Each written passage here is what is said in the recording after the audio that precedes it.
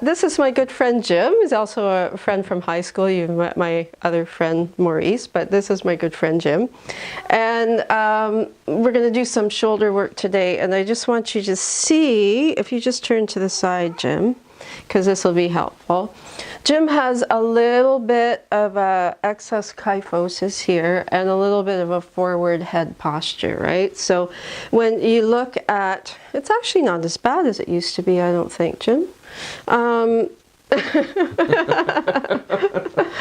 So when you look at someone from the side, the ear should line up with the shoulder, and the shoulder lines up with the hip, and the hip lines up with the ankle, so that that's a proper posture.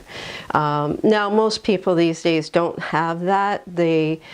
Most people are going to have some form of forward head posture like my friend Jim here, because we do too much sitting. We don't do the back bends that we need to do to counteract all the sitting that we do. So if you can see, if I put my hand up straight along Jim's shoulder, his ear is a little bit forward, a little bit forward from the shoulder. It's not too bad. And actually, are you standing up any differently than you normally would? I don't think so. Okay, good, good. Whenever I see a little bit of a kyphosis here, you always want to check to see if the hips are stuck in flexion, because that can be part of the reason why this posture is starting to happen. So I will always check that. So just have a seat for a moment, Jim. And if you can just breathe how you normally would breathe.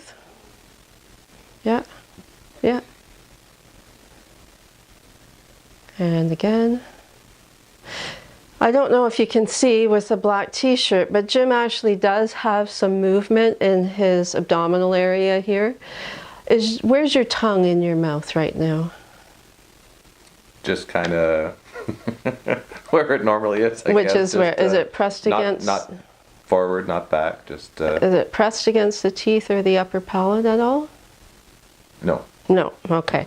So when someone starts getting movement down here, and then you can see that, as Jim said, his tongue is just resting.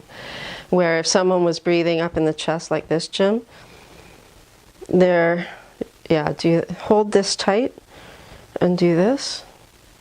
He almost can't, because he's so used to breathing down there, which is really good. That's a very healthy way to breathe. Most people holding. Right? And our friend Maurice is doing that, which is putting pressure on his heart and lungs with every breath that he takes, right?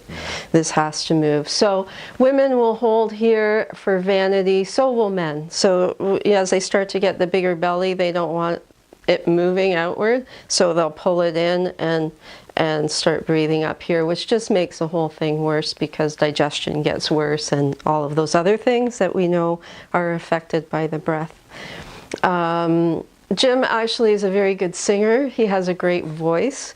So part of that is because of the way he's breathing. So if you take singing lessons, you're always going to get told to breathe from this point here. And some singing teachers are even more advanced, and they will know about the lower seat of chi point. So this also needs to move outward. Yeah, and he's got both of them moving outward quite nicely. Good for you, Jim. Well, thank you. That's my buddy. Okay, so we're going to work on the side-lying sequence, and I'm going to have Jim take his shirt off at least, so that I can show you what you would do as a transition if you're working with oil and working with someone who's being draped on the table. Okay.